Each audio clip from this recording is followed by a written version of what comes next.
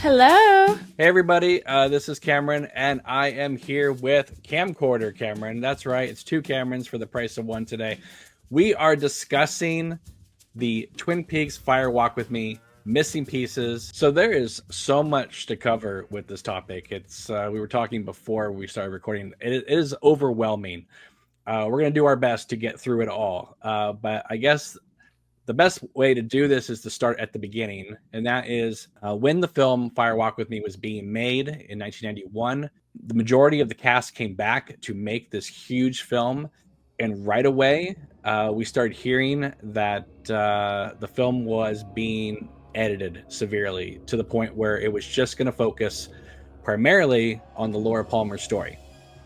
And that was fine because obviously she was the unknown factor in this. But I don't think a lot of people were quite prepared for when the film came out, just how much it was going to be brought down to primarily Laura, Donna, Bobby James, and her parents. Everybody else pretty much got cut out. So right away, there were rumors about what these deleted scenes or later missing pieces would be. In 1992, 93, you could mail away through a script company to get the script for Fire Walk with Me. And that was our first sort of exposure to what some of the deleted scenes were going to be if we ever saw them. And that was really exciting. It was also very frustrating because we could see from reading the script how huge the story actually was, because the script is even called Fire Walk with Me, Teresa Banks, and The Last 7 Days of Laura Palmer. And it took nearly 20 years before we would finally see them. And when that day came, when that Blu-ray dropped in 2014, it was amazing. It was 90 minutes of footage of Twin Peaks that we had never seen. Basically, another Twin Peaks movie. We had no idea that there was going to be a season 3. So we thought, we sat down, that this was going to be the last footage we were going to see. And it was going to be capturing these actors playing these characters in a moment of time that had happened over 2 decades ago. My first thoughts on Fire Walk with Me was I immediately absolutely loved it. It's still to this day my favorite David Lynch movie of all time. It really holds up, and I was surprised whenever I was doing research for my Fire Walk with Me video. I was surprised that it was hated at the time of its release by a lot of critics. I can understand, of course, where people are coming from because it's really jarring to go from like the sugar-coated town of Twin Peaks with the dark underbelly and all our lovable cast of characters to this like horror movie that's pretty much about a young girl suffering the whole time. But I love horror movies. If you guys don't know that about me, it's my favorite genre of movie. So it's just a perfect movie in my eyes. There was a newspaper at the time that called it David Lynch's Friday the 13th. When I first saw it, I really liked the film. I wasn't in love with it, but I really liked it. I think it's because I knew how much had been cut out. I didn't know quite what was cut out, but I could tell that there was a lot. And if you go by the script, you can see that the Laura scenes are supposed to lead into other sequences with different characters and then come back to Laura. So when you cut out all those other scenes and just have it be Laura scene after Laura scene after Laura scene, you can see how why the film came out so intense. But obviously they had a 135-minute runtime that they could not go past. Yeah, there were a lot of people who didn't like it at the time. Now, it is a film that I feel like grows on you. And I also feel like the missing pieces coming out definitely helped the movie even more because it gave the people what they wanted. It also helps flesh out the film even more, especially when you watch the fan edit that we've seen. The Blue Rose cut. Yeah, you can see what a complete entertainment that David Lynch was making. Yeah, for context for viewers, we'll say the fan edit, which is Twin Peaks, the Blue Rose cut, is somebody took all the missing pieces and put them in order in the original Fire Walk with Me movie, going by the order it would have gone by in the script. Right. With the exception of the Philip Jeffries section. Yes, that was reordered differently. And that the runtime on this is 3 hours and 20 minutes. Yeah, it's close to around 3.5 that time. hours. It's long. It really is. So you and I have differing opinions about the Blue Rose Cut. Maybe if it was a mini series, there are a lot of missing pieces I would keep, but there are far more that I just wouldn't keep because I feel like Twin Peaks is the last 7 days of Laura Palmer's life, and there are so many side characters in Twin Peaks, especially near the end of the film whenever the climax is ramping up. It just kind of stalls the movie's momentum a lot of times. Oh, I am not going to disagree with you.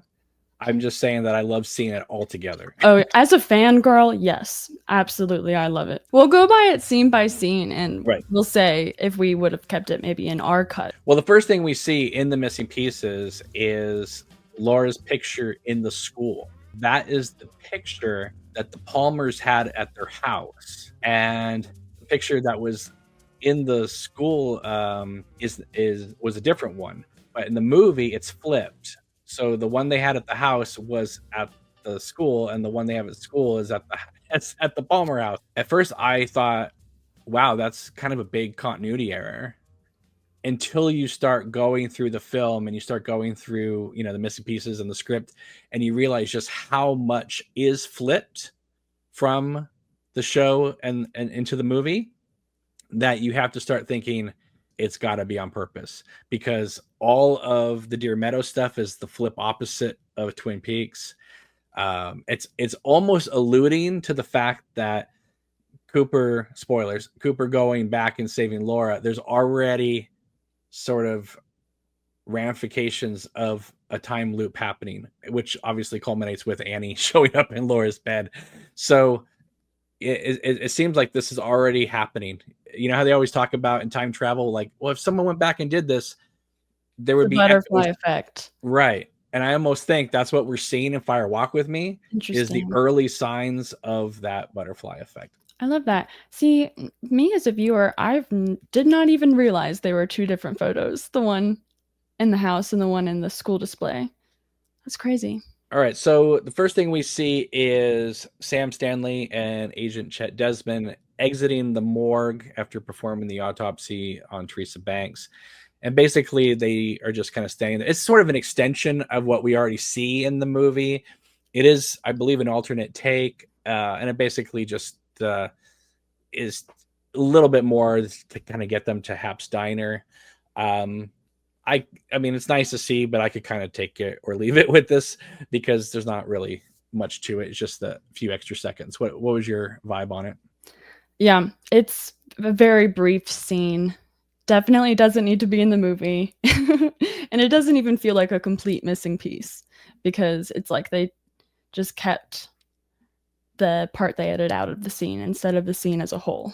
All right, the next one is the extended conversation between Sam and Chet Desmond talking to Jack inside of Hap's Diner, and then he tells them to go talk to Irene at the counter. Jack's office is reminiscent of the convenience store with its grimy black walls and zapping electricity. If you read into it, it could be evidence that Chet is unknowingly speaking to some possessed people. They seem to want to lay low so they don't act too odd or stiff the way we see others do later on. The oddest thing that Jack says is, "Now her name is Irene, and it's night. Don't take it any further than that." Is this some kind of marital joke I'm not getting, or is it some remains from the odd way of speaking in the other place? It's a very interesting point, considering that there is somebody sitting on the ground that looks very much like a woodsman. Yes, it's kind of one of those scenes where I don't know if it's meant to be like coincidentally similar to the Black Lodge, or if maybe these are more like entities from the Black Lodge. There is something reminiscent of what we see in The Return when Mr. C goes into above the convenience store and is being taken to go see Philip Jeffries. So this is sort of another extension of a scene that was in the theatrical cut. It was truncated down. That sometimes I wonder why they even included any of it in the film and didn't just begin it with them walking to the counter. Unless David Lynch really wanted to illustrate the point that I think you're hinting at, where there are allusions to the lodge and the above the convenience store aspect of it. Well, my thoughts on this scene, I agree with you that they cut a little bit too much of it out of the movie to where it's a little bit forgettable and you're like, what's going on here? I always thought when I watched the movie, I didn't realize this was his office because it's so brief. It seemed like to me some kind of alleyway they were walking by to enter the diner, especially with the gray walls. I thought it was like the outside of a concrete building. See, I always took it as them walking in the front door, and this is like the little lobby section where you wait to be told you have a seat. I would keep the missing piece because it adds context to the scene, but I do like how creepy it is in the final cut of the movie. They make it super sinister. Yeah, I do think it still works in the theatrical cut. My point is when you start truncating a scene that much, Why is it then there? why is it there? But I Yes. think it's because it's to illustrate the point you are saying, that I think David Lynch wanted us to have a feeling of, especially in this Teresa Banks section, a feeling that there is a sense of the lodge kind of permeating this area too. Yeah, and you get a sense that Chet Desmond is in danger. Like he's in over his head. He knows about the Blue Rose stuff, but because he's not as intuitive as Cooper, I wonder like if he really knows everything he's getting himself into here. When I learned that fact about how Chet was supposed to be Cooper, it totally made sense. But at this point, I really do think of them as two different characters, especially with Chris Isaac's performance. Like he's really is giving it his like noir detective suave performance, and it's really convincing to me. I almost like forgot about the fact that it was supposed to be Cooper in the first place. Dale Cooper, we know that he would have survived this to get to Twin Peaks. So it's almost like the Teresa Banks section would have made Cooper's character stronger in terms of like learning about this world. But Chet Desmond it's kind of leading him further down the rabbit hole in a negative way. It's almost like him and Laura are parallel. They're both like free falling through this whole film. And whereas the other way would have been Cooper ascending as Laura falls. It's two entirely different movies. And he also plays it sort of otherworldly. He's a tremendous talent. And you can see why Lynch wanted to work with him, because he obviously provided music for Wild at Heart. And he also played an FBI agent a year before in The Silence of the Lambs. So it's kind of cool. He's great. So Good Morning, Irene is with them walking out of the diner as the sun rises, and they basically say bye to Irene as they get into their car. And there's like, a moment. "Oh, it's morning. Thank God." They've been up all night. And then you hear some electricity coming from the power lines. This is one of those scenes where I always think to myself, when they were setting up the camera and getting the actors ready, don't the filmmakers just kind of have an idea that this scene is never going to make it into the movie? Because it's like there's really no point to the scene except just to kind of give a sort of epilogue to this other moment. I don't know. David Lynch seemed like one of those filmmakers that even if he knew he was going to cut it, he filmed it anyway, just to kind of say they went through the process of shooting everything. But when you watch this scene, it's clear in no way was the scene ever going to make it into any cut. I don't know. What did you think? Yeah, I agree that this was never going to make it into the movie. I also maybe imagine that they film stuff even if they know it will have to get cut down, because it gives them more freedom in the editing room to like play around. And this could be a moment that maybe we get in a flashback later on, or we see it transparent over some trees blowing in the wind. Like you never know what they're going to do when they're editing a movie. You could see Sam talking to Cooper about it, and maybe getting a transparent flashback over donuts of them getting in the car or something like that, right? Yeah. So I can see it from that point of view. But if to just have it right after the Haps Diner scene, it's like never would have made that cut. Yes. To me, I love it because I like getting to see Irene off duty having the same attitude as she struts to her car. But besides that, it's not needed. So the next one is the legendary boxing scene between Chet Desmond and the sheriff. Now, we had seen still photos of this for years. Never thought we'd ever see it. Apparently, David Lynch himself did not want to include this scene in the missing pieces. But there is a guy that goes by the name Dougpa online, and he was helping to coordinate the missing pieces being released. And he told David to his face, you have to include this because so many people have been waiting to see this. And so David thought about it and included it. So, Oh my and gosh. considering it's your favorite of these scenes, Thank God for him. so let's walk through this. Why is this one of your favorite scenes? Yes. Everything about it is just hilarious to me. And to me, this is one of the Twin Peaksy scenes, that I wouldn't mind being in the cut. In general, my perspective is like if something's not related to Laura, I don't really care about the missing pieces as much. But this one, it just gives me that old love of like watching Twin Peaks. Where did they film this? They filmed this. So they filmed this in Olali State Park, okay, which is where a number of Twin Peaks locations can be found. But this whole sequence, the morgue and the sheriff's station in the Teresa Banks section, is the ranger house at the park. So right next to where they shot the boxing scene, if you go about 50 yards, that is where Cooper saves Laura in season 3. Oh my gosh. It's all right there. So I'm going to differ with you a little bit on this. I like the scene. I think it's a little too long. Oh my God. When they start getting to the boxing part, all of a sudden it becomes like a Rocky movie for a second. Yes. I can't imagine this scene with Kyle MacLachlan. I don't think it would have worked at all. The fact that Chris Isaak was a boxer helps tremendously.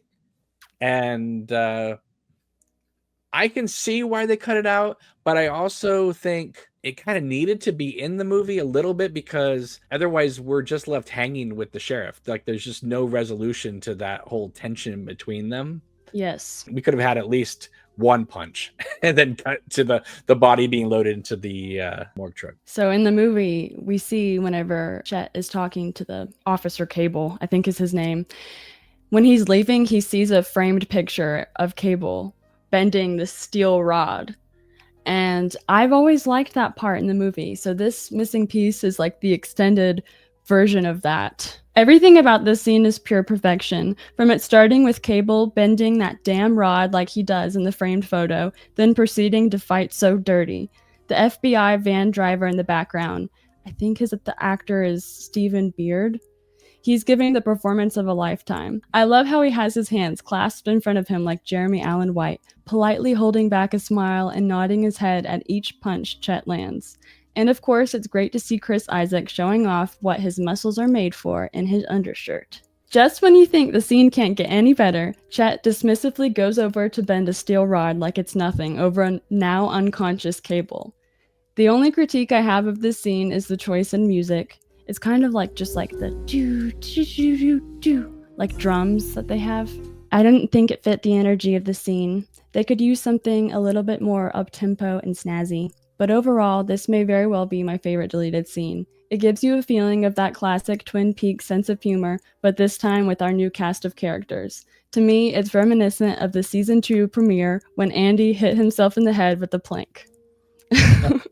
And I'm a big fan of slapstick humor in David Lynch movies. One of the criticisms at the time was that Firewalk with Me didn't have enough humor to it. Obviously, they weren't calling for humor in the Laura Palmer scenes per se, but they just meant tonally. So I think having this would have given a little extra check mark to that.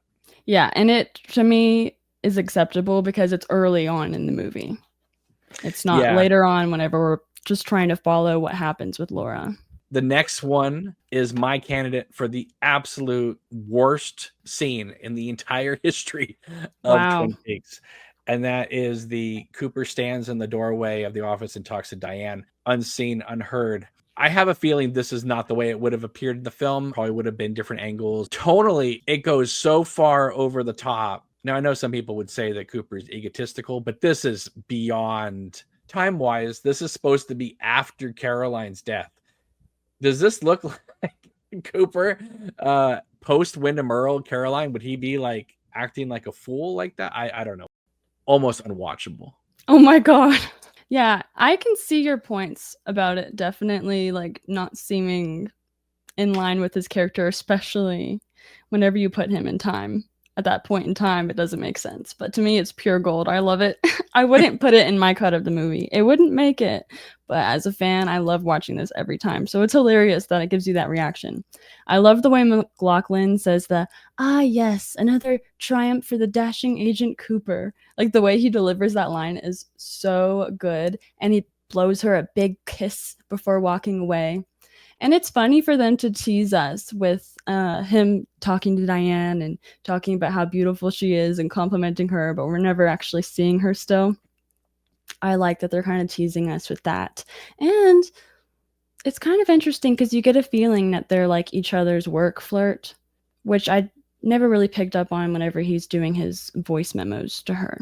That's what I'm saying. It's turned up to 11 here. Mm-hmm. Oh, but his big goofy smile, it's just like undeniably a good scene for it. And that's supposed to lead into the Philip Jeffries section. I think it's in the script where it's alluding to Diane talking back because he pauses. And we weren't supposed to understand what she said. So I actually did a little video on my channel where I cut in the Charlie Brown teacher voice. Oh my god, that's so good. And it actually fits rather well. It doesn't fit into any continuity in terms of Cooper's character at all in anything of the series. Yeah. So it's not season 1 Cooper, it's not season 2 Cooper, it's definitely not season 3 Cooper, even as Dougie. So I mean, maybe if he was playing it that way in that whole Pittsburgh FBI section, I could understand it, but it comes out of nowhere. Now that we're talking about it, it does remind me of the way he performs whenever he's in Twin Peaks and he's like falling in love with the small town vibe and the cherry pie and the community there. Like that's the way he behaves in that environment because he loves the smell of the Douglas firs. But you're right, like seeing him in the Philadelphia office, it's like this isn't how you act here. Well, and also the way he kind of puffs himself up as being like alpha male. I'm like, I just don't believe that as Dale Cooper because he never seemed that way. All right, the next one is Stanley's apartment. And this is where after Chet Desmond has disappeared, Cooper goes to talk to Sam Stanley. And I am shocked that this scene got cut out of the film. Wow. Completely. One, keep in mind, this is 92, and you have Kyle MacLachlan and Kiefer Sutherland together in a scene, right? They were so big in that moment of time, and you're going to cut this moment out. It also allows Cooper to have an interaction with Sam for him to say in the pilot about don't go to Sam. We also, in retrospect from season 3, you see the white liquid that he's churning, which is going to come into play in the woods with where they find Naito. So there's a lot of really cool things about the scene. I love him looking through Sam's machine and seeing the R in red. One thing I've noticed in the missing pieces is some of the stuff that David Lynch cut out is some of the most cinematic moments of Fire Walk with Me. What did you think of the Sam and Cooper scene? I like it. I do. It's definitely not my favorite, but I enjoy it a lot. I noticed when I was reading the script that Sam has this little catchphrase. He says, "I'm Sam Stanley if you ever need me." It's something he repeats often at odd times. He's an odd character, and it's definitely played a lot more up in the script than it is in the movie. But this is the one time we actually get to see him in the movie say, "I'm Sam Stanley if you ever need me." The one and only time he says it gets cut out. I see a lot of people online referring to certain characters in Twin Peaks as being autism coded. Yes, he is absolutely autism coded. I agree with you. I think in looking at the film now, especially with him sitting in the chair in the sheriff's station, doing the counting of how much everything's worth. He's on the spectrum, it seems like, and it is a lot more clear in the script. I think a lot of his scenes just also got cut down in the movie. What I thought was a science experiment, I didn't put two and two together with the entrance having that milky substance. When you watch it now as a big whole, I think it is a sort of an early sign of things to come. Yeah, and it is just also like in David's repertoire of like imagery and art. It reminds me a lot of his earlier work, especially that movie The Grandmother. Something about the milky water with the stringy white crystals on the side reminds me of the visuals from that. And I love how it's never explained. Like there's just this machine whirring constantly throughout the scene and they don't really address it. And the look that Cooper gives to it, there's no curiosity there. It's almost like disdain. All right. The next one is one of the biggest. It's the Philip Jeffries in Buenos Aires and above the convenience store set piece. In the script, Laura Palmer is walking to Donna's house, and it is 1989. It then cuts to the Pittsburgh office for the Philip Jeffries sequence. And then after that, it cuts back to Laura picking up Donna, and they walk to school. So when it came time for the theatrical cut, David Lynch moved the whole Philip Jeffries sequence up a year into 1988. So they had to make some cuts because of Philip Jeffries referring to 1989. In the finished film, we go to Pittsburgh in 88, and then it cuts 1 year later to Laura Palmer. However, in season 3, Philip Jeffries mentions 1989. So it's almost like they forgot that David Lynch moved it up a year. But that's okay, in my opinion, because Philip Jeffries is a person out of time anyway. But that's where the confusion is. This is a huge sequence that got cut down to like a minute and a half. It's kind of like 4 or 5 scenes mashed together. So it begins with a hotel in Buenos Aires. This scene reminds me a lot of something you would have seen in Wild at Heart with the dancers.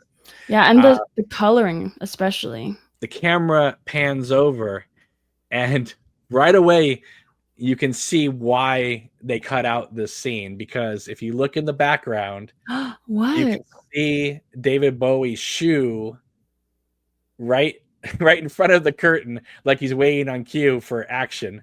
Oh my God. And then he steps out from behind the curtain and walks into the lobby. So right away, it's like, and on the big screen, I've seen the missing pieces on the big screen. You can see that shoe as clear as day. How have I never noticed that? Yeah, it's quite something.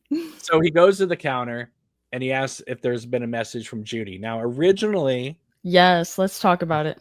Yes, let's talk about it. Originally, Judy was supposed to be Josie's sister. I don't know how it was going to connect to Josie Packard, but Josie's sister was going to be Judy. Judy is a huge mystery, by the way. I think Judy is like one of the main things that people are like, what? Because we're not going to talk about Judy, so who is she?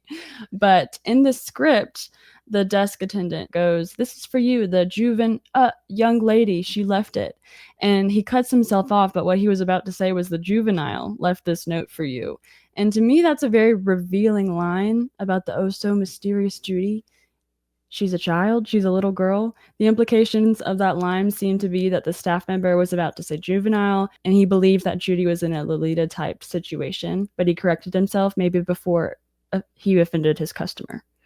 What do you think of that? One of Lynch's favorite films is Lolita, and there is a whole scene in Kubrick's film where James Mason, playing the lead character of Humbert Humbert, is talking to a bellhop trying to get a room for him and Lolita. I've seen all the Lolita movies and I've read the book, and this very much to me does seem like a reference to Lolita.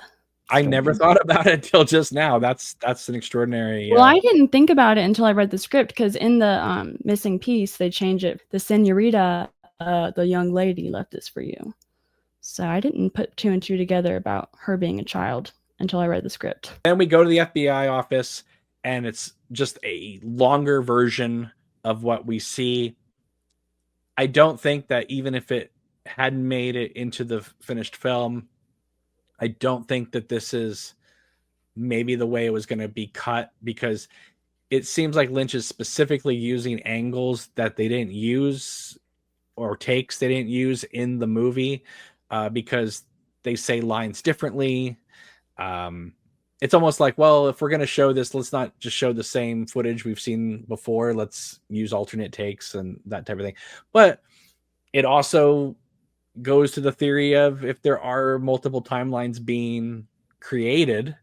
Interesting. I know this sounds ridiculous, but it didn't even click to me until I saw season 3 that when Philip Jeffries points at Dale Cooper and says, "Who do you think Yes. that is there?" Yeah. There are so many details in Lynch's works that some people see right away, and sometimes it takes you, a little bit to get to it. But because so much of Fire Walk with Me, to me, as much as I like the film, is so truncated, I feel like there's aspects like that when you see it in the fuller version, not necessarily the fan edit, but with everything, with season 3, like season 3 to me made me understand how the Owl Cave ring works. Philip Jeffries' scenes, like in the movie, he obviously has a bad accent, but it's like passable.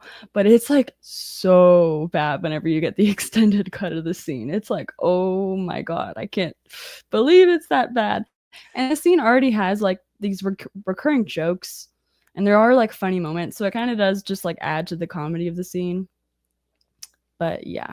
Well, David Bowie terrible. himself apparently was so embarrassed by the accent that he asked for another actor to redub him in season 2. And of course, Lynch was like, no, it's great. I love it. Now, I've always been an advocate for the Above the Convenience Store. Yes, let's get into it. The extended version. This should have been in the film. Agreed. Yes. So for context, the way they cut it together in the movie is like Philip Jeffries is like, I went to this place, and as he's telling the story, you hear his voiceover, and then we see the scenes of the convenience store very briefly, and then it returns back to him and then he disappears. Philip Jeffries does. But in this, we get a shot of an electricity pole, almost like traveling through the electricity into the convenience store, and then we get a whole scene in there. I love every single moment we get above the convenience store. There's so much fun to be had here as a horror lover with the creepy editing, hypnotic music, and grotesque close-ups. This scene calls to mind the chorus in a Greek drama. The chorus, for those who don't know, is a group of performers who, through songs and dances, set the tone of the play. They fill in gaps in the narrative and offer commentary on our characters' actions. Here, our woodsmen and various entities in the convenience store act as the chorus, taking turns lyrically to describe this other place they come from. A Greek chorus can foreshadow future events or even directly interact with characters to offer advice or warnings. In Fire Walk with Me, this is like when Cooper and Laura psychically connect with the arm in the Black Lodge. I love the dialogue in this scene. To me, it's like poetry. And with the ring I thee wed is so odd to me. On one hand, you think it's some kind of possession wedding vows to make you become one. With the ring, then you both say Fire Walk with Me.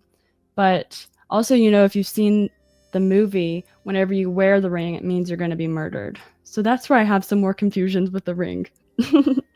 To let me read, I just chose a chunk from the script of what's said in this scene. Each kind of, like I said, each entity is like kind of, they're all taking turns saying this, but I just think it's beautiful. So let me read it to you like a poem, because to me it is. We have descended from pure air, going up and down, intercourse between the two worlds, light of new discoveries. Why not be composed of materials and combinations of atoms? This is no accident. This is a Formica table. Green is its color. Our world. Little excerpt, but again, it's just beautiful writing. I find it interesting that even in the extended version, they dropped out the whole atoms line. Mm-hmm. Considering that the Black Lodge came into our world through the atom bomb. Right. It's one of the most cinematic moments of the whole movie, Agreed. and Lynch just cut it down to a minute. Ugh. I feel like at that point he was like having his arm pulled, with the time constraints. And there's a really interesting editing choice that doesn't make it into the final film, where you see Laura's face transparent with the blowing curtains, and this is before we've even met her in the Mhm. in the movie yet.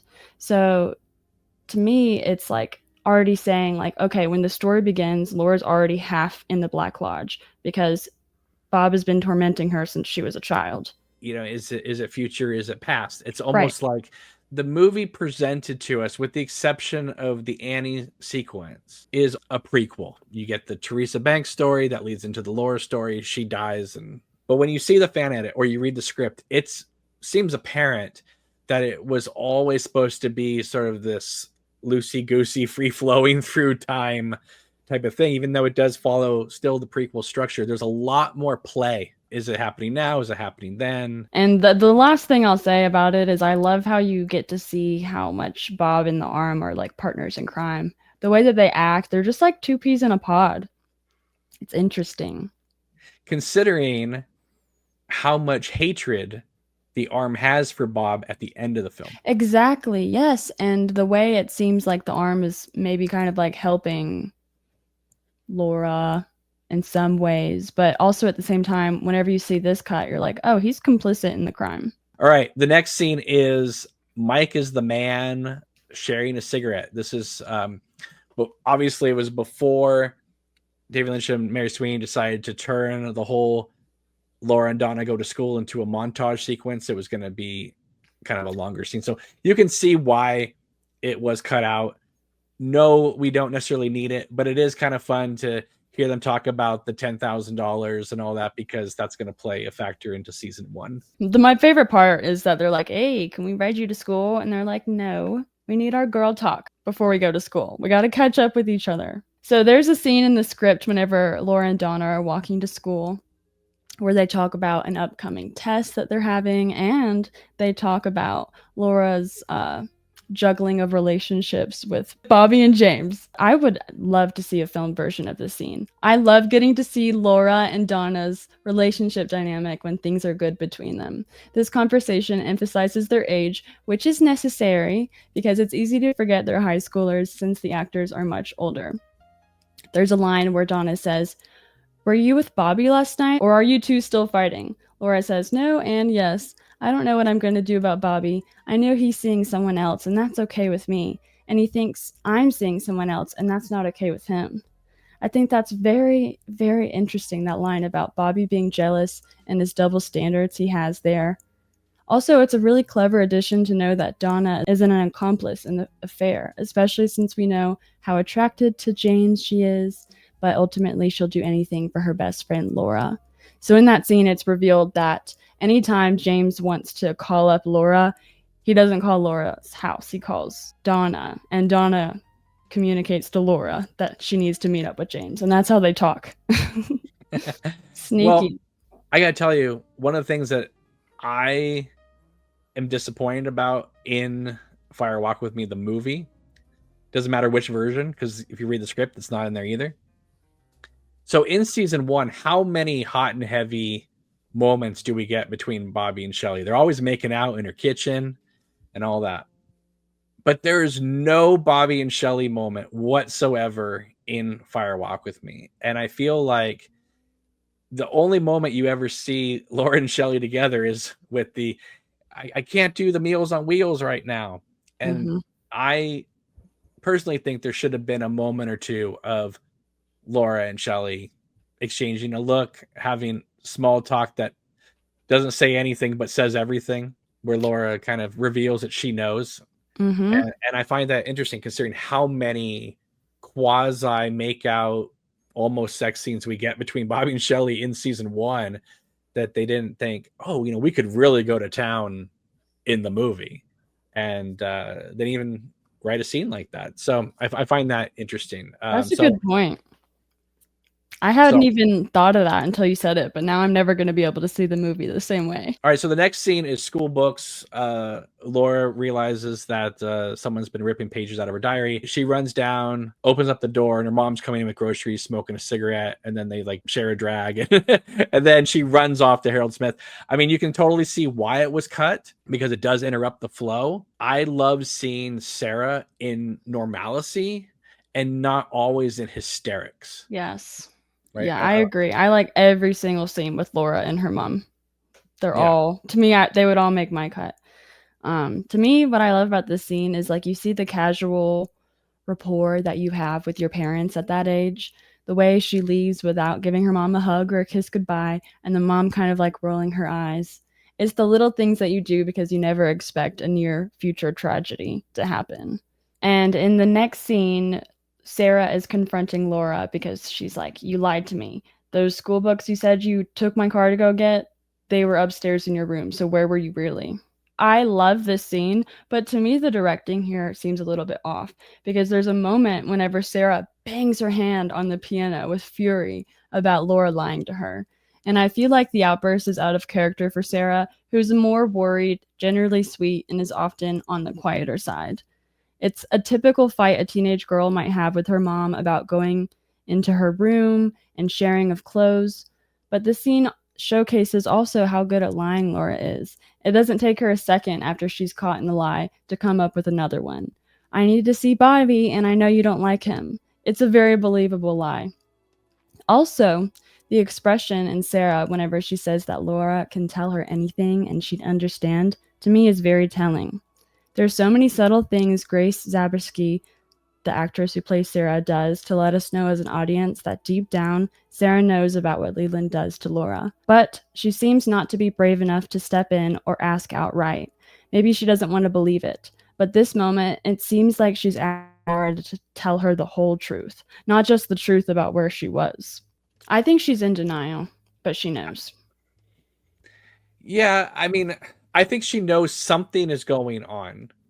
I don't know if she knows exactly what is going on because even Laura isn't sure what is going on. I mean, there is a possibility that they're both in the dark about who Bob is. Yeah, I don't necessarily think that she's in on it, but I do believe that she's going through some sort of psychological torment with Oh, herself where she doesn't want to absolutely. fess up to the fact that she knows, or I she also doesn't want to believe it to be true. And the next missing piece is a normal family dinner between them, where right, Leland comes stomping in, acting like right, a giant, acting right. goofy, wanting them all to repeat things in Norwegian. And it's nice to have this glimpse of tenderness between Laura and her father before everything else goes down. I know this is a favorite amongst fans. I know this is a favorite amongst the cast members. Mm. To me, I feel like it's pitched a little too high Mm. because I get what they're trying to do because the Norwegians are coming. We're going to see that in the pilot and all that, and it is goofy and it is funny, but compared to all the other scenes in the Laura story, it is tonally like just a hair too much up. You Yeah. know, like I would have loved it a little more played down. And I think because it was pitched a little too up, I think that's why Lynch cut it. Yeah. I wouldn't include this in my cut, but it is really fascinating watching the Blue Rose version and getting to see this dinner scene before the infamous dinner scene that we're familiar with in the movie where he Right. digs under her fingernails and stuff. Like that was such an interesting contrast Right. I because agree. it's I framed agree. the same way. But this is the Leland that we're familiar with in the show. Before we find out that he's Bob, like this is something I could easily see Leland doing with his erratic, like breaking out into song and dancing. That's so him, and this is also him, like acting like a giant at the dinner table and trying to get everybody else involved. So it's funny to see how Laura would react to like her kooky, embarrassing dad acting that way. And it does show how all the Palmers are a little bit insane, and Leland is the driving force of that joy there. That's my girls. That's my girls. All right, the next scene is Laura's party. She sneaks out of the house and meets a trucker and Yes. exchanges sex for drugs. It's a very quick scene. You know, I kind of wish it was Leo as opposed to just a random trucker, just to kind of give a little more connections there. But I remember reading this in the script and going, "Oh wow, that's interesting." It's a little. I mean, I can see why it was cut. It's really quick. And it's redundant because everything that happens in the scene is already established later on in Partyland.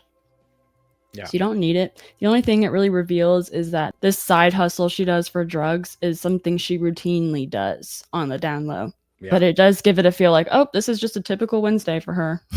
Yeah. All right, the next one is the 2x4 scene at the Packard Sawmill between Josie, Pete, and Del Mibler. I can't help but think that when Lynch went back and watched the pilot before working on the script, that because when Pete is at the Packard Sawmill and he's going 2x4, 4x, you know, that he was like, let's do a whole scene about that. Yeah. It's a very cute scene. It's not in the script, I don't think. I think it's one of those created on the fly moments. I wish that Josie was saved more for a scene with Laura, because if we're just cutting to just Laura's story, that would be a way to ensure that the actors didn't get cut out of the film by having them with Laura. So what Lynch and Bob Ingalls did before they started writing the script is they watched the pilot and they watched the final episode. And then Bob Ingalls would sprinkle in things here and there. But because it wasn't announced until episode 1, she was tutoring Josie in English, that's why I didn't make it into the script, because Lynch didn't go past the pilot. Oh. But I mean, it's a cute scene. I can totally see why it got cut. It is sad because it's, I mean, I could be wrong, but I think this is the only movie that Jack Nance did for Lynch and got cut out. Oh, wow. Yeah, had this scene been in Twin Peaks, I would have eaten it up. But in this movie, I was just waiting for it to end. The next scene, Kind of Quiet. Longer scene in the Double R with Laura hanging out with the Meals on Wheels. Ed and Nadine come in for coffee, and then they leave. And to your point earlier, you were saying you wish there was at least one scene between Laura and Shelley where they kind of like have a glance. There is that. And this, I do think there is in this missing piece, because there's a part where Norma is like, oh, can you like go help Laura with Meals on Wheels? And Shelley's like, I don't know exactly what she says, but she's kind of like, do I have to? Like, I don't really want to. And Norma's like, yeah, go help her. So she reluctantly goes. And to me, I always read that as like, oh, it's because she's like with Bobby and she feels awkward around Laura. I agree with you. But let me just throw this out. Because that scene is shot high above, almost like from, like, you know, like the ending of the film where we see Laura and Cooper looking at the angel. Mm-hmm. It's the same angle, viewpoint looking down. If they were closer, you would have been able to read that on Machen's face. But because it's so standoffish from the drama that we're watching, mm-hmm. it just feels like two women having a conversation. You know? It needs another angle. Yeah.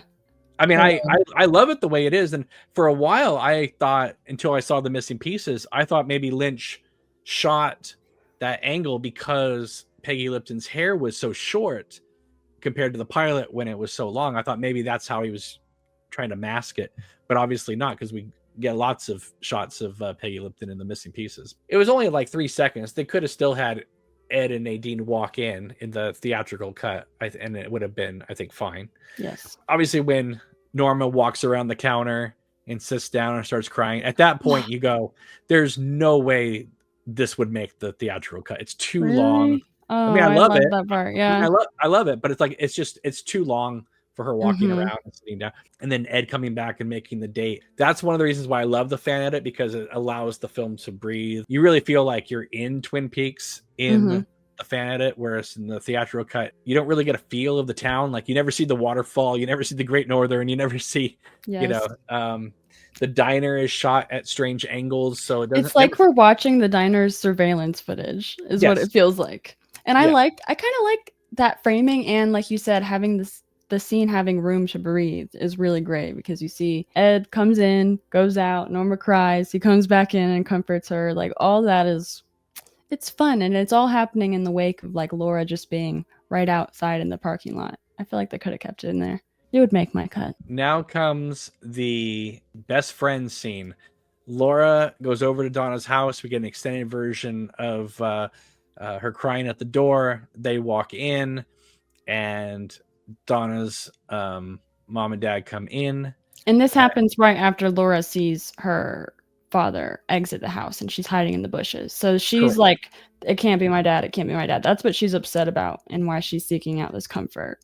Right. And there was a scene shot when she was under the bushes where a neighbor came out to check on her. Yes. And that scene footage has still not been found. I saw that scene in the script, and I was like, I'm glad it's not there, because, I mean, after she was murdered, wouldn't the neighbor bring that up? One thing I've always said is when you watch Fire Walk with Me, how did Leland Palmer not get arrested on the first day? Yeah. Considering that all the employees at Moe's Motors would have seen him screaming and shouting and acting erratic, right? You would think they would be like, Sheriff, get down here. We have something to say. This is another one of those scenes like the Above the Convenience Store where I think most fans would say this is one of those scenes that probably should have been in the theatrical cut. And it would lead up to one of my favorite reveals in the script, but it's not in any version of the movie. What? And that is when Will talks about how, oh, where's my flower? Oh, I left it at Sparkwood in 21. So when Laura jumps off James' bike at the end of the movie and he peels off, if you watch the corners of the frame, it starts to move a little bit, and then it cuts to Laura walking in the woods. And what it was going to do, it was going to pan down to the road to Will Hayward's wilted rose on the ground. But I love this scene. I think it's really beautiful. Obviously, if you throw down any Badalamenti music into a scene, it's just going to take it over the top. It is so comforting to get to see Laura with Mr. and Miss Hayward. They're like her other set of parents, and it shows how much Dr. Hayward really cares for her, that he'll even let her smoke in their own living room. They can tell how upset she is, and they're all here to cheer her up. Also, it gives weight to the pilot of Twin Peaks when Doc has to look at her body. He delivered her as a baby and loved her like she was his own daughter. So it's just a really sweet scene overall. And there's a part, this is in the missing piece, or it's in the script, where he talks about the angels. That's in the missing pieces. It's not in the script because they didn't have anything about the angels in the script. Right. Well, he says, Dr. Hayward is like, I have a secret message for you, Laura. The angels will return whenever you see the one that's sent down for you, and you will weep with joy. So I would not keep that line, in my opinion, because it would make the ending feel trite, which to me, the ending of this movie is really magical. So everything about the Hayward scene sans this angel line, which is odd to me. Like, it kind of creates a, sort of a bookend, right? Yeah. That's probably ultimately why the whole scene was cut out. Yeah. And there's some humor in here between Donna and Laura where they're like, you're the muffin. No, you're the muffin. And she's like, no, Donna, you're the muffin.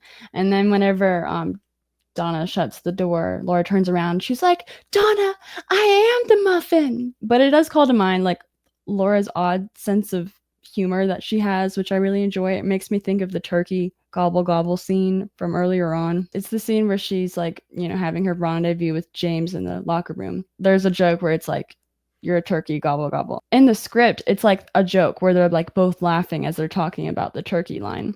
But then whenever she performs it in the movie, she's like crying as she says, gobble, gobble. And she's just like weeping, and the music is playing, and it's a really sad moment, even though she's saying the most absurd, silly things.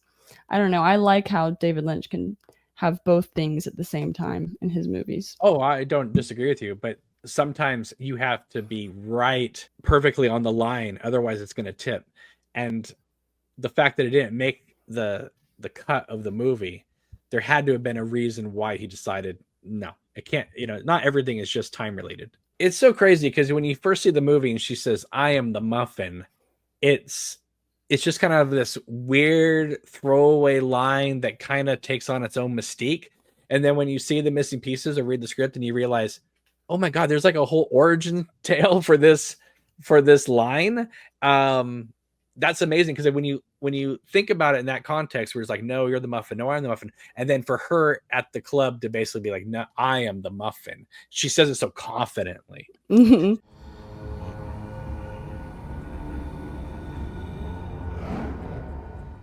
Laura, after talking with James, walks back up the stairs, hears Bob's voice coming through the fan, and she stops, looks at it, and smiles.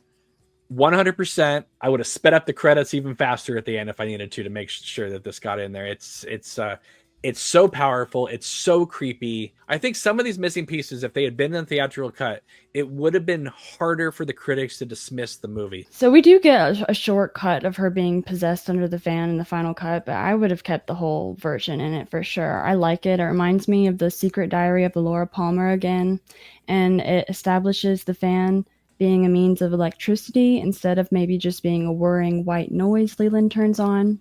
And also her acting is superb here, and she's clearly struggling to fight possession off. I love it.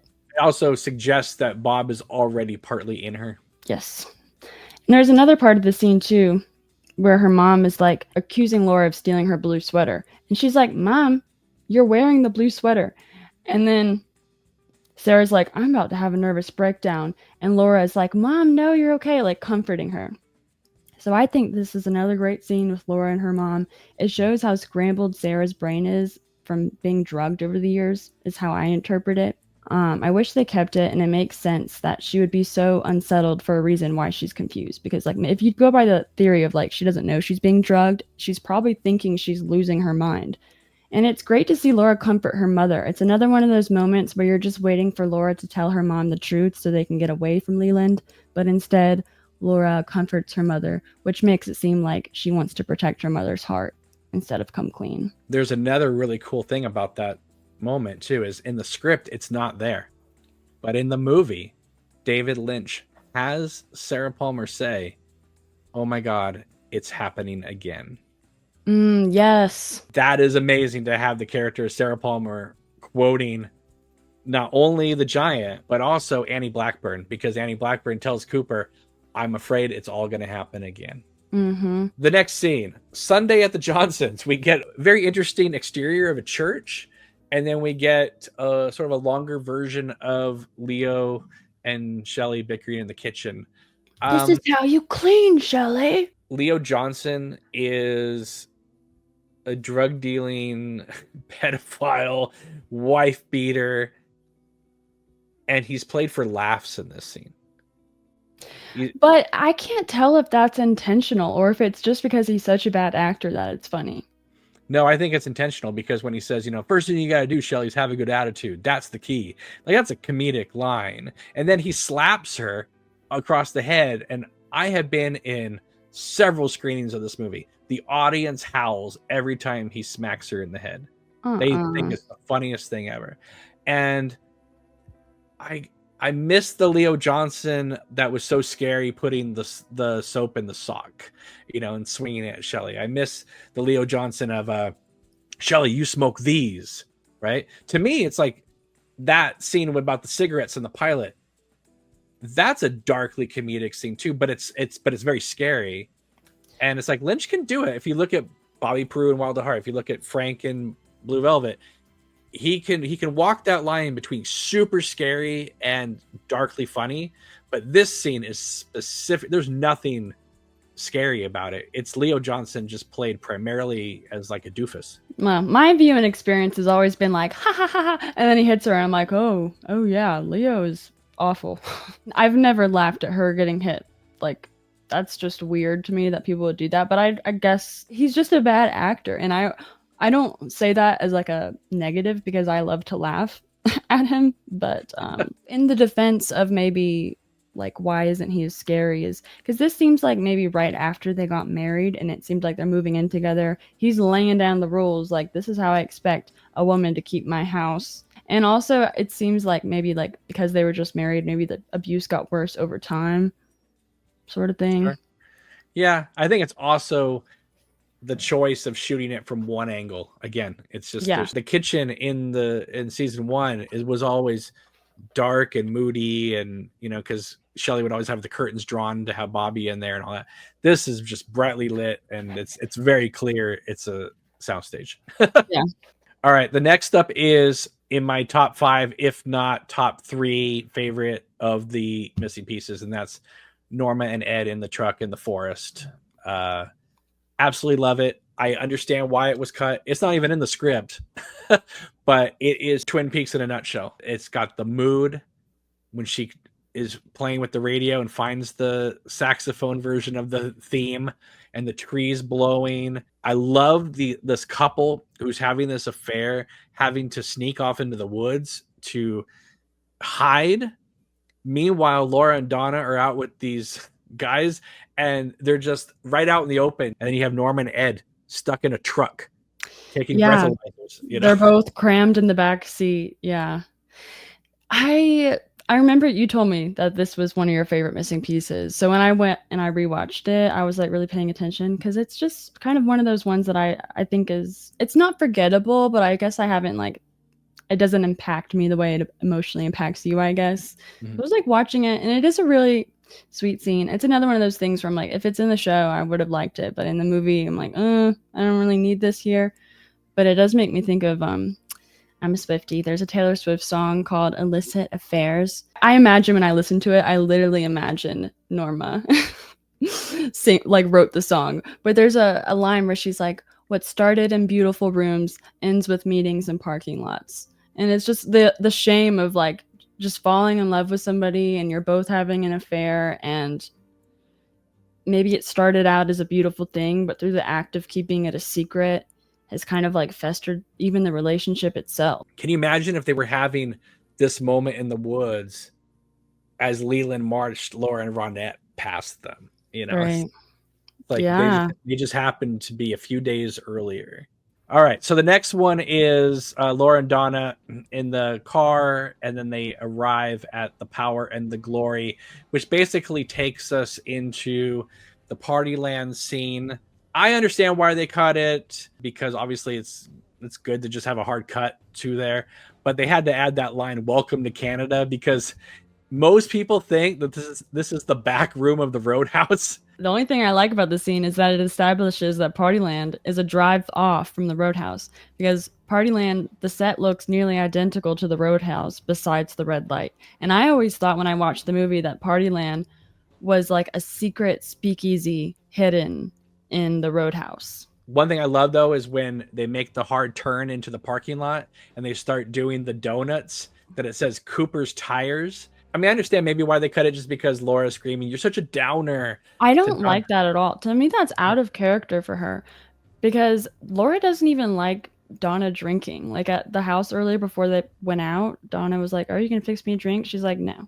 She's like kind of like a protective older sister type of figure to Donna. She doesn't like her drinking, so why would she like peer pressure her into doing cocaine? It just makes absolutely no sense. And I interpret Laura letting Donna tag along as Laura seeing how far Donna is willing to go before she runs off scared. I feel like it's kind of like a bully behavior thing because she never genuinely expected naive little Donna to be this determined to go as far as she does. I understand Lynch probably wanted to just kind of do a standalone scene, but I do think it's a missed opportunity that it didn't have some affiliation with One Eye Jugs. Yeah, especially like you said, it being in Canada. All right, so the next one is the Fire Walk with Me scene with Mike sitting in the motel room with the circle of candles. Very quick, very Very brief. quick. You can totally see why it was cut. It's just Yeah. it's one of those things they were like, it'd be cool to shoot that. Maybe we can have a place for it, and there just wasn't a place for it. It reminds me of you know how the pilot of Twin Peaks has like an European film version where there's an alternate ending? Right. It reminds me of the alternate ending for that with the candles. Absolutely. Where Cooper says make a wish. Yeah. All right, the next sequence is the party girl scenes with Leland being found out by Teresa Banks, and he makes the rendezvous to be with her. We get the extended version of them at the motel with Laura and Ronette, which I really like because we get to really see the ring. And then she tracks him down, calls him on the payphone, and he realizes, oh my God, she is going to blackmail me and I need to off her. I think a lot of this is essential. It doesn't have to be everything, but I do think that a little bit more Teresa Banks would be good in the movie. I agree. We could use more of her. She's so beautiful, especially. I'm like, I want to see her face more. I personally like the way that the movie cuts this scene, but I also agree that it is kind of like essential in a way where I think it's really helpful to first time viewers or maybe people who saw the movie but didn't pick up on the line. Um, about Teresa asking about Laura's father. It's a very throwaway line where Laura is talking to Ronette and she brings up that she was asking about her father and she's like, my dad. And then they move on to the next subject. But all that being said, I prefer the movie without this scene because it rewards the viewer by feeling clever and it's a nice thing to realize on a rewatch. Like, I didn't pick up on that the first time I watched it, but then the second time when I watched Firewalk with Me, I was like, oh shoot, she was blackmailing Leland. This version like spells it out for you. The next one is, don't forget Laura's secret stash. Leland cheerfully reminds Laura while heading out that it is Johnny Horn's birthday. Laura and Sarah sit at the table silently. Then Laura snorts the last of her stash, and then she goes to the school to tell Bobby about this. This was primarily cut because they never shot the Ben Horn scenes, so they didn't need anything to lead up to them. But yeah, I really enjoy getting to see Laura and her mom just look at each other, smiling and enjoying each other's company at breakfast. I like how Sarah subtly mocks Leland's erratic, don't forget. And she kind of does it to try and crack a smile from Laura, it seems like. But when this doesn't work, she just gives like a long, slow exhale off her cigarette.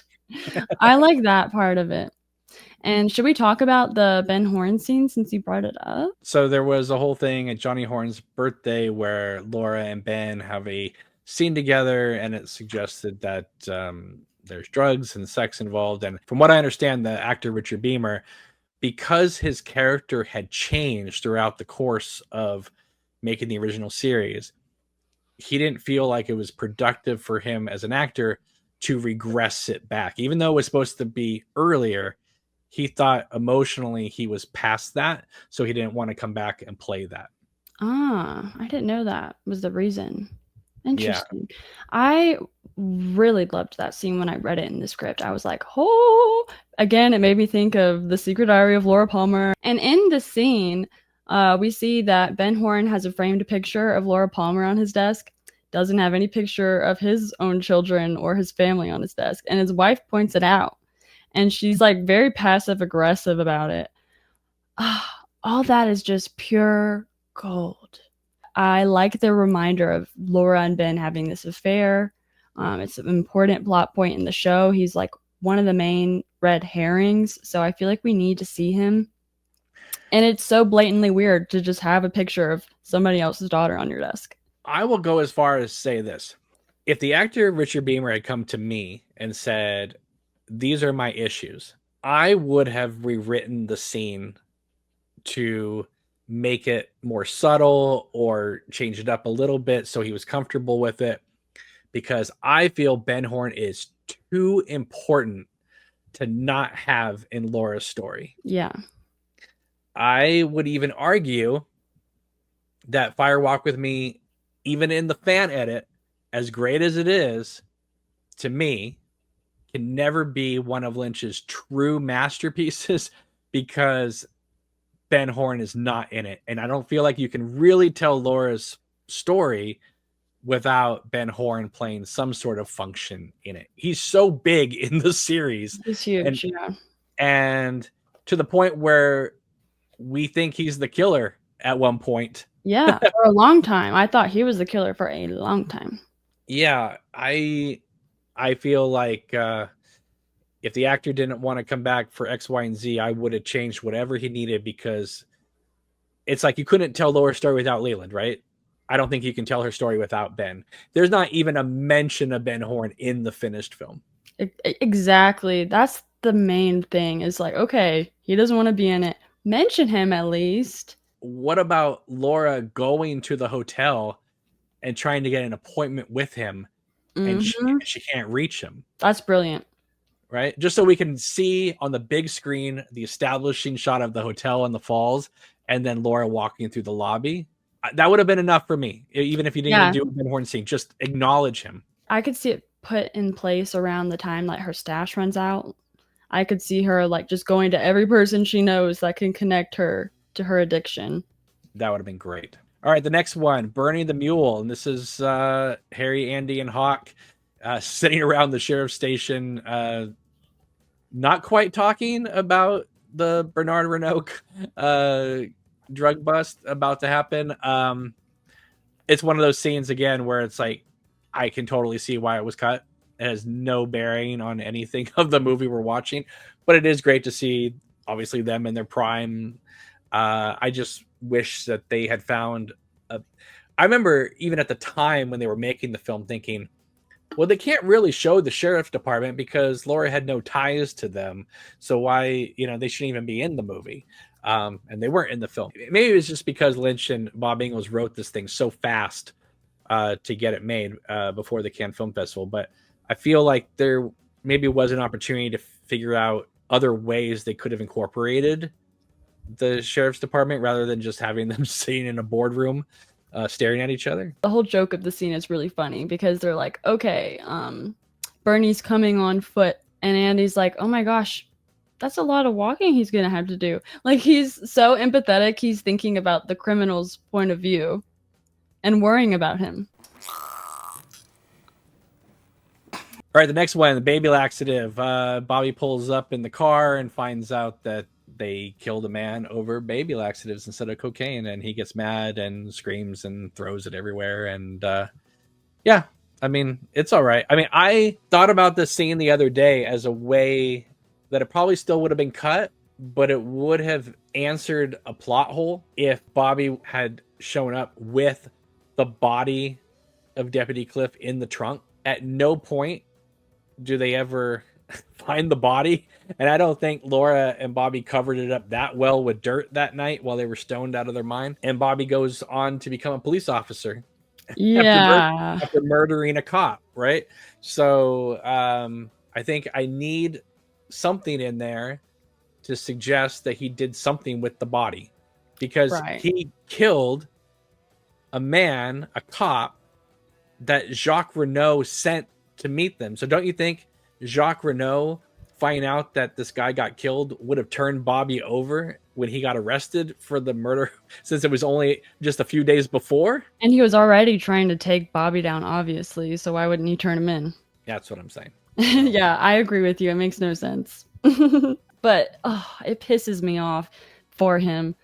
Do we even find out in the original cut that it was baby laxative? We don't. It wasn't until I read the script, and at first I thought that's brilliant because it kind of calls back to the whole dead dog farm thing. Life kicking you and you're down is what it's like. It's awful for him. All right, so the next one, Send Me a Kiss, is when Dr. Jacoby calls Laura. I think this is primarily cut because they mentioned Johnny Horn's birthday.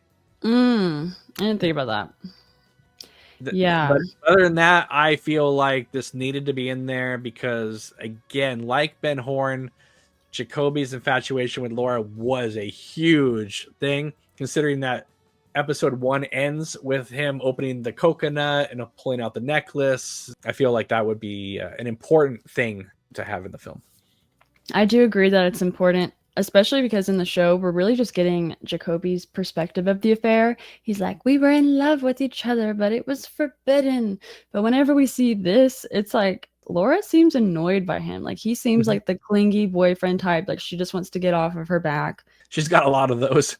Yeah. All right, moving on. Asparagus. Of course, they had to do this scene because of what we hear in the pilot, right? About the diary. Asparagus for dinner again. I hate asparagus. Does that mean I'll never grow up? Again, with Sarah at the dinner table. I hate asparagus. They get to say goodbye to each other, which I think is really special because it's their last goodbye. Hi, Mrs. Briggs. Hello, Laura. She comes in, sees Major Briggs. It's kind of strange. He's just reading the Bible. Like, I don't know. To me, after season 2, I kind of want more from Major Briggs in a Twin Peaks movie. But I guess they're going back to that stern military father type you got in season 1. You know. But it calls to mind that earlier, how we were talking about how the Dr. Hayward says to Laura, like, the angels, they're gone, but they're going to come back for you. If there's anyone to say that to her, shouldn't it be Briggs? Like, he's religious and he's like in the know. That would have been amazing. But I will say this: Donna's family in season 1 talk about like, oh, we saw Audrey at church this morning. Remember? So there is that.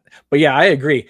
If Major Briggs had said that to Laura, like on her, like after Bobby walks her out and goes back down to his basement, if Laura was leaving and Major Briggs says, "Oh, Laura, I got something to tell you," and walks up and gave her that message, I would have probably passed out because it would have been one of the most beautiful things ever. Yeah. Considering,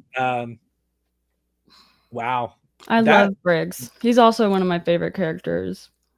Yeah, that. Oh, I'm right there with you on that one. I like that a lot. So there are two like parts of this scene. Pretty much, we see her enter the house.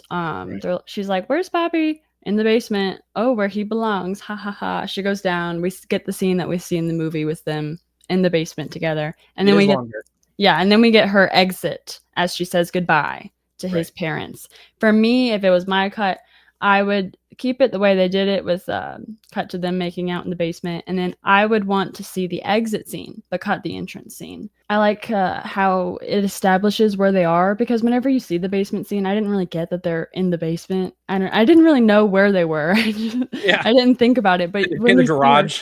You see her come upstairs. You're like, oh, of course, bad boy hangs out in his parents' basement. That makes sense. Again, I don't know if this is the way it would have been in the movie, because it is sort of like a master shot of just seeing them walk across. And then when he says goodbye, they're off camera. There is something very high schoolish about the way they walk into the kitchen and she's kind of putting her coat on. Yeah. After just making out in the basement, you got to go say goodbye to the parents. That's so funny and true to life. And the way Briggs's wife just lovingly looks at him while he's reading the Bible is so good. I love it. All right. Good night, Lucy.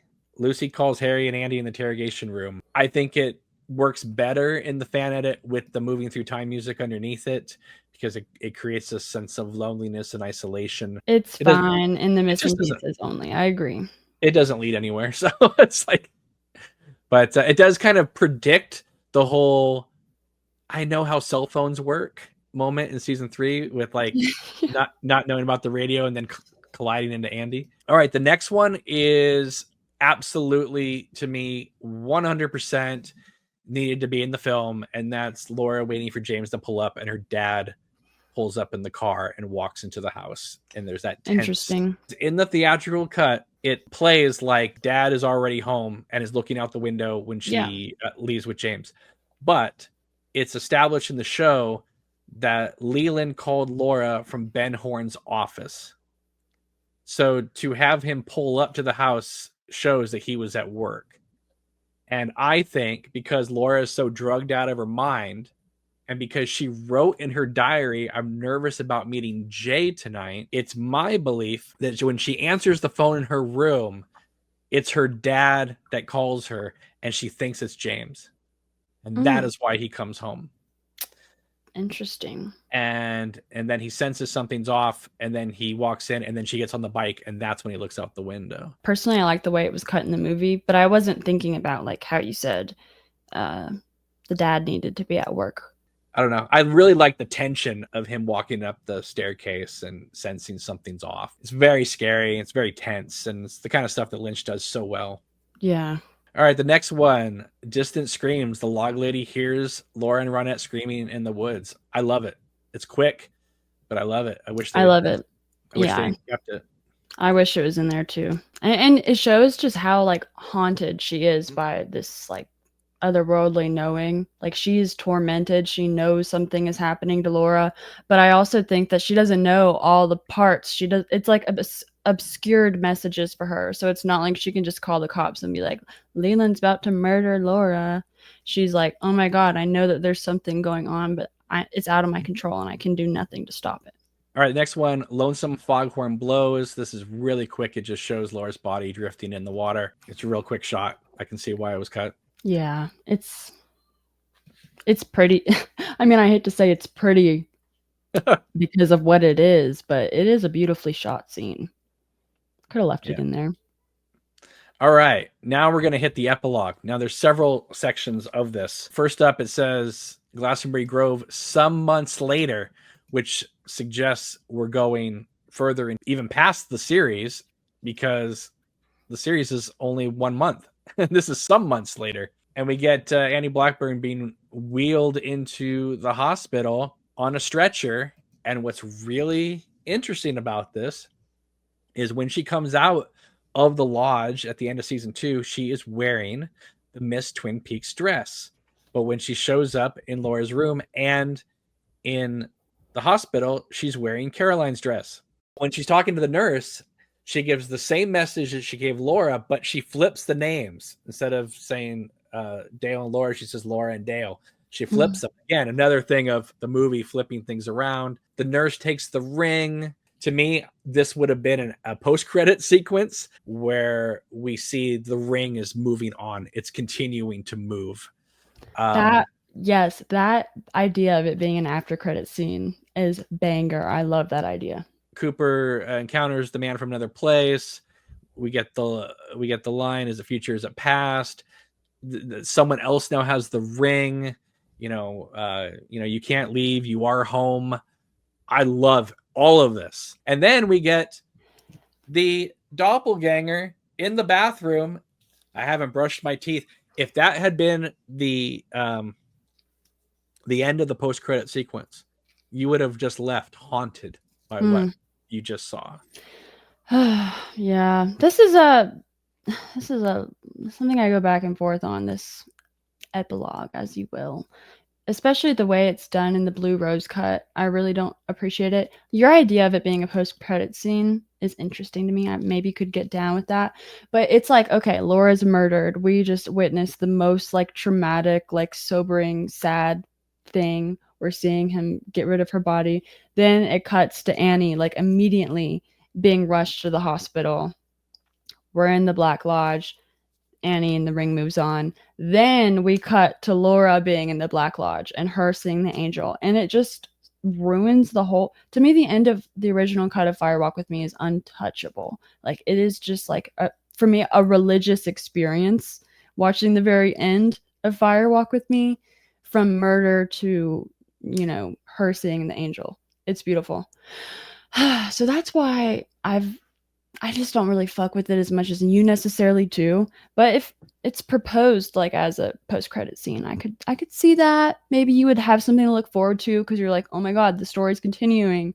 We're gonna get a season 3. Because we've already established Annie in the film itself with her giving the message to Laura, it's okay to show her because we've seen her, right? So, but it's also tying into the ring. Even if you didn't even include the rest of the epilogue stuff and it just ended with the nurse taking the ring and leaving, and that's where it ends. Yeah, I'm cool with that. Me too. And I don't think it would have taken away from the Laura story. It would have shown that the Laura story is continuing on. Yeah, and again, I'm questioning the ring. Like, so the nurse takes the ring off of Andy's finger. Does that mean that she's getting murdered next because everybody who wears the ring gets murdered? Like, what happens to the nurse? That's the blue rose question right there. I know, it is. Nobody has the answer. And also, I liked getting to see the extended cut of the doppelganger Cooper, because season 2 ends with him being like, how's Annie? How's Annie? Boom. But we get to see them bust in and talk, and we get to see Kyle MacLachlan's performance as Dark Cooper. Yeah, but just the early stages, right? Because he's still trying to figure out how to be human. And then when season 3 starts, it's been 25 years and he's grown out the bob hair and he's like Mr. Cool. I love the fact that it's also shot on the same set that they shot the series on, because it's identical. Well, I was like, okay, was this just a deleted scene from season 2 that they added in? So when Lynch came back, because he left for a little bit, right? And he comes back for the last 6 episodes of season 2. Basically, when Annie arrives till the... obviously the last episode, because Gordon's in all of it as well. So he was there. So he fell back in love with Twin Peaks and he's like, you know what? I want my next film to be a Twin Peaks movie. So him and Bob Engels quickly put this thing together.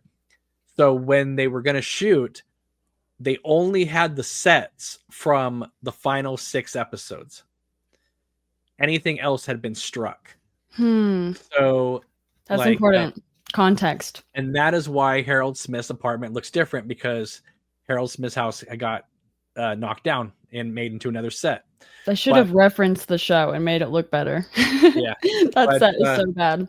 yeah, but obviously Cooper's room was the last scene in the show, so they still had that set. Donna's house had Wyndham Earl coming over and Doc Hayward hitting Ben into the fireplace, so that living room was intact. I just find it interesting because the diner was part of the sets, but they chose to shoot it at the real diner. Yeah. But they didn't have the Palmer living room anymore because the Laura story had been over for a while, so that had changed. So they shot all the living room stuff in the real house. Oh. So, wow. All right. So, last thoughts on Fire Walk with Me, the missing pieces, the script, the fan edit, you name it. I think overall, I like it whenever Twin Peaks sticks to the last 7 days of Laura Palmer's life, not every character in Twin Peaks' life.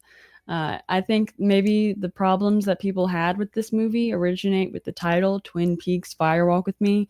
Maybe if it was titled The Last 7 Days of Laura Palmer or something like that, maybe more people would be down to just follow her and what she gets up to.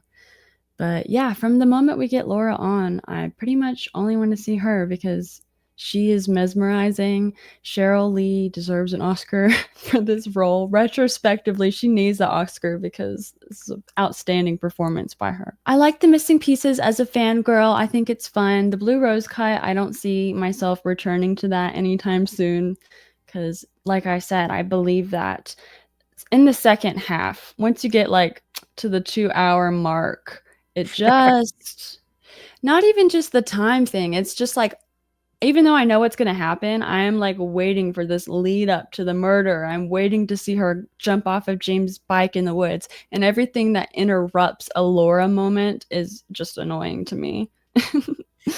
What are your final thoughts? I do wish they had found some way to have Laura answer the phone and have a cutaway and have it be Madeline Ferguson so we could see Cheryl Lee talking to herself. Oh my God. I didn't even think about Madeline once. Here's the thing. Cheryl Lee is an incredible, amazing actor who, in my humble opinion, should have had a even better career than what she's had. I know we're concluding, but talking about that scene at the end, whenever she's murdered and she finds herself in the Black Lodge in Fire Walk with Me, like the look on her face, to me, it's like, I mean, if you're thinking about it religiously, it's like, oh, I didn't make it to heaven, like, because I sinned so much in my life, because I did drugs, because I did whatever you want to say that Laura did, that's sinful. Like, I didn't make it to heaven. Or like, to me, when she up in the Black Lodge, like, she's horrified. And then whenever but she's accepting her fate. She's stoic about it. And then when she sees the angel, like, she cries tears of joy because she's like, oh my God, like, I didn't think that this was ever going to happen to me. And I interpret maybe her like soul ascending to heaven or wherever the good place is that the angel is taking her. But I also think that the Black Lodge is kind of like we've been talking about, this limbo time loop where she goes to heaven and moves on. But because season 3, they go back in time and change things up, that's why parts of her are still stuck there. But I don't know. In my head, I like to think that her soul went to heaven and only her alternate timelines are still waiting in the lodge with Cooper. Because there's no mention of the angels at all in the script, it was Phoebe Augustine, who plays Ronette Pulaski, who told Lynch, hey, this is so bleak, this is so dark, can we have something happen that's can be interpreted as good? And that is why the angel appears for Ronette and she's let go.